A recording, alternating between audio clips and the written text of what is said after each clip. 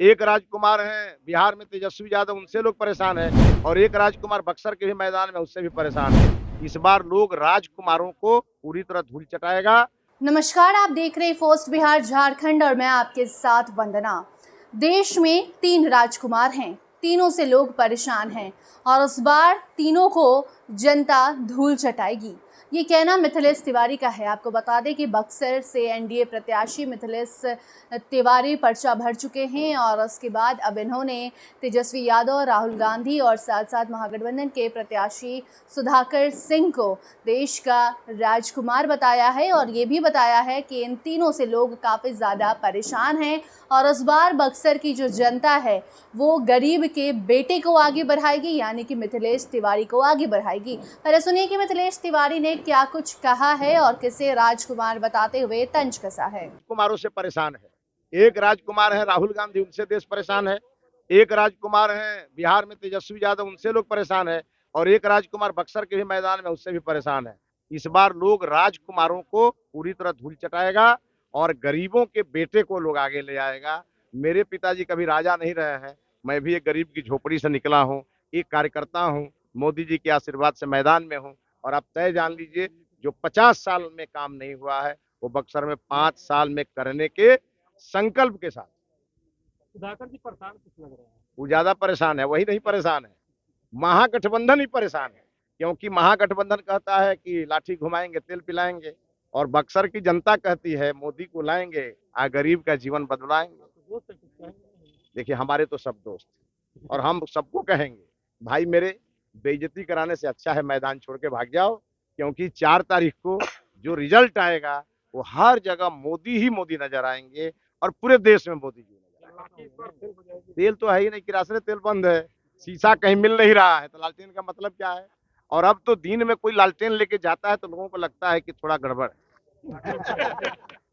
पूर्व जिलाध्यक्ष पूर्व 4 जिलाध्यक्ष जो आनंदमय हुए हैं, और आप जान लीजिए ये महागठबंधन के नेता जिनके पास कहीं वोट नहीं है, वो लोगों को फोड़ फोड़ करके और अपने आप में समर्थन दिलाते हैं। आप देखिएगा, एक आध सप्ताह चुनाव जब रह जाएगा, आप देखिएगा कि उनके पैर के तले से जमीन खिसक जाएगी, और कितने लोग लालटेन फेंक फेंक के भागेंगे और भारतीय जनता पार्टी के साथ आएंगे, आप इसी बक्सर में देखेंगे। और ये बक्सर है, ये बक्सर के लोग बहुत होशियार हैं। प्रभु श्री राम ने यहाँ शिक्षा लिया है, तो बक्सर के लोग हमेशा राम जी के पथ पर चलते हैं। तो बक्सर में जो चुनाव है वो 1 जून को होना है। 7वें फेज में बक्सर लोकसभा सीट पर मतदान होगा।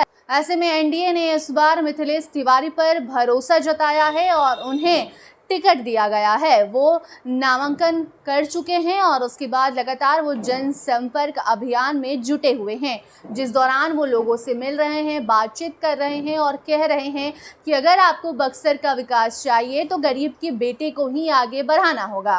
इसके साथ साथ मिथिलेश तिवारी ने मीडिया से बातचीत करते हुए तेजस्वी यादव, राहुल गांधी और महागठबंधन के बक्सर से प्रत्याशी सुधाकर सिंह पर भी तंज कसा और कहा कि ये लोग देश के वो राजकुमार हैं जिनसे जनता परेशान हो चुकी है और अब इस बार इन्हें कोई नहीं चुनेगा, क्योंकि ये लोग जनता के लिए कुछ नहीं करते हैं। अगर जनता हमको आगे लाती है तो हम यहाँ का विकास करेंगे। आपको बता दें कि इसके पहले तेजस्वी यादव और राहुल गांधी पर पीएम मोदी ने भी तंज कसा था और इन्हें देश का शहजादा बताया था। शहजादा बताते हुए पीएम मोदी ने जनसभा में कहा था कि देश में 2 शहजादे हैं और दोनों से देश परेशान है, दोनों ही देश को बर्बाद करने में जुटे हुए हैं। और उसके बाद तेजस्वी यादव का भी उस पर तीखा बोल आया था। उसके बाद उन्होंने भी बहुत कुछ बोला था। बयानबाजी का दौर वैसे भी जारी है क्योंकि चुनावी माहौल है। 3 फेज में मतदान हो चुका है। चौथे चरण का जो चुनाव है, मतदान है, ये 13 मई को होना है। उसके बाद 5वां चरण 20 मई को है, फिर छठा 25 मई और 7वां चरण यानी कि आखिरी जो मतदान है वो 1 जून को होना है। और उसी दिन 1 जून को बक्सर में भी चुनाव है और उसके ठीक पहले लगातार मिथिलेश तिवारी जो कि एनडीए के प्रत्याशी हैं, उस बार एनडीए को पूरा भरोसा है कि मिथिलेश तिवारी को जनता पसंद करेगी और इसीलिए उन्हें टिकट दिया गया है और उन पर जनता भरोसा भी कर रही है। जब वो जा रहे हैं, लोगों से मिल रहे हैं, तो लोग उनसे बातचीत कर रहे हैं और उसी दौरान उनका ये बयान सामने आया तो हमने सोचा उसे आप तक पहुंचाया जाए। इस पर आपकी क्या कुछ राय कमेंट सेक्शन में ज़रूर बताइए। वीडियो को शेयर कीजिए और देखते रहिए फर्स्ट बिहार झारखंड। धन्यवाद। पनोरमा ग्रुप, जो सोचता है वो करता है। आपके अपने सपनों का आशियाना।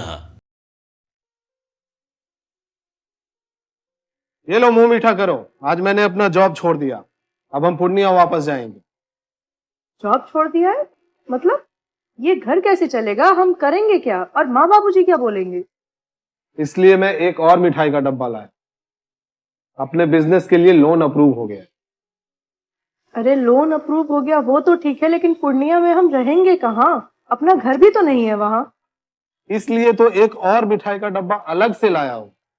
हमने पूर्णिया में घर ले लिया है, पूर्णिया के ई होम्स पैनोरमा में। पूर्णिया में पैनोरमा ग्रुप लेकर आए हैं ई होम्स पैनोरमा। बड़ा घर, आलीशान जिंदगी और अत्याधुनिक सुविधाओं के संग। अरे अरे, अब क्यों मुंह मीठा करवा रही हो? क्योंकि हम घर वापसी जो कर रहे हैं। घर वापसी की खुशी पूर्णिया में ई होम्स पैनोरमा के संग। E Homes Panorama, luxurious lifestyle redefined.